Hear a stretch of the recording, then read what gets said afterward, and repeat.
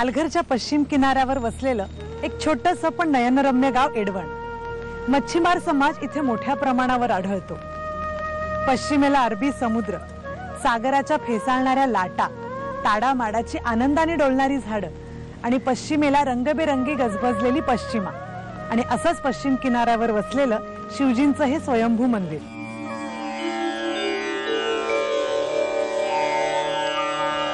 वंदे देव उमापतिं सुरगुरुं वंदे जगत्कारणं। मंदिराच्या तिन्ही बाजूला पसरलेला अथांग सागर, काळ्याभोर खडकावर आदळणाऱ्या फेसाळत्या लाटा, चहूबाजूने वाहणारा मंद गंधित वारा आणि उंच सुवर्ण कळसाने मंडित असलेल्या उंच गाभाऱ्यात स्थापन झालेली शिवाची संगमरवरी मूर्ती आपसूक आपले हात जोडले जातात। वंदे सूर्य शशांक वह्निनयनं। इथेच गजाननाची, विष्णू लक्ष्मीची, पार्वतीची, दत्ताची, हनुमानाची आणि अर्थातच नंदीची मूर्तीही स्थापन आहे। भक्त जनाश्रयं च वरदं वंदे शिवं शंकरं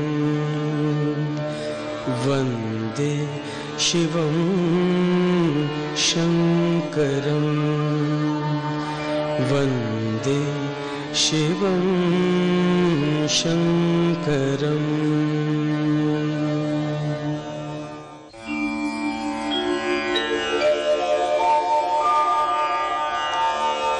शांताकारं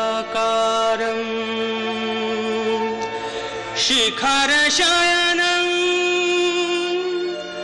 नीलकंठं सुरेशं। 1973 साली जेव्हा या मंदिराचा जीर्णोद्धार केला जात होता तेव्हा महादेवाच्या पिंडीजवळ 24 तास नागराज येऊन बसल्याचं इथले जुने जाणकार सुद्धा सांगतात। धार्मिक कार्यक्रमांसाठी स्टेज, भक्तांना बसण्यासाठी चौथरे अशा विविध सुविधा देखील देवस्थानाने उपलब्ध करून दिल्या। आजूबाजूच्या पंचक्रोशीतील असंख्य भक्तगण या देवालयात तसं मंदिराच्या मागील भागात सुमारे 200 वर्षापासून आपोआप निर्माण झालेल्या शिवलिंगाच्या दर्शनासाठी नित्य नियमाने येत असतात।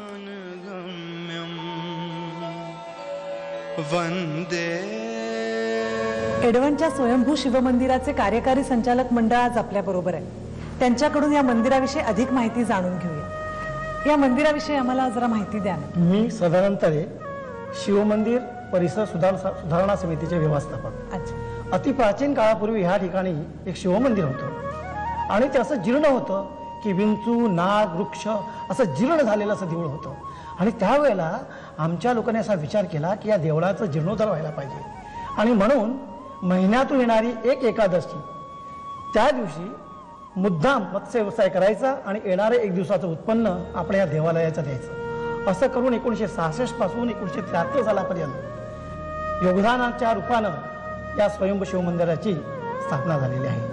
पण ह्याचा इतिहास असा आहे की ज्या वेळेला जीर्णोद्धार झाला त्यावेळेला ह्याच देवळामध्ये देवाचं एक नागराज ह्या ठिकाणी पिंडीवरती येऊन विराजमान झाले आणि 24 तास राहून इकडच्या लोकांना दर्शन दिलेलं आहे आणि तेव्हा लोकांनी ठरवले खरोखर ह्या देवाला आपण स्वयंभू शिवमंदिराचं नाव द्यायला पाहिजे। मुळात आमचा समाज आहे हा समाज वारकरी संप्रदायाचा आहे म्हणून देवावरती विश्वास हा जास्त दृढनिश्चय आहे आणि म्हणून दरवर्षी या समाजाच्या योगदानातनं महाशिवरात्री उत्सव, श्रावणी सोमवार इत्यादी अनेक सण या ठिकाणी साजरे केलेले जातात आणि म्हणून या पर्यटन स्थळाला मुंबईवरून अनेक भाविक पंचक्रोशीतले भाविक दर्शनासाठी येत असतात।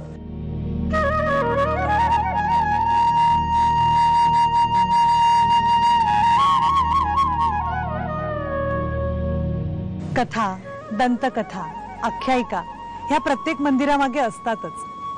त्या अनन्य शक्तीला सामोरं जाणं आणि शरण जाणं एवढंच आपल्या हातात असतं। सर्वेत्र सुखिनः सन्तु सर्वे सन्तु निरामया सर्वे भद्राणि पश्यन्तु मा कश्चित् दुःखमवाप्नुयात्। प्रदक्षिणेचा आजचा प्रवास इथेच संपला। तेव्हा भेटूया प्रदक्षिणेच्या पुढच्या प्रवासात। तोपर्यंत नमस्कार।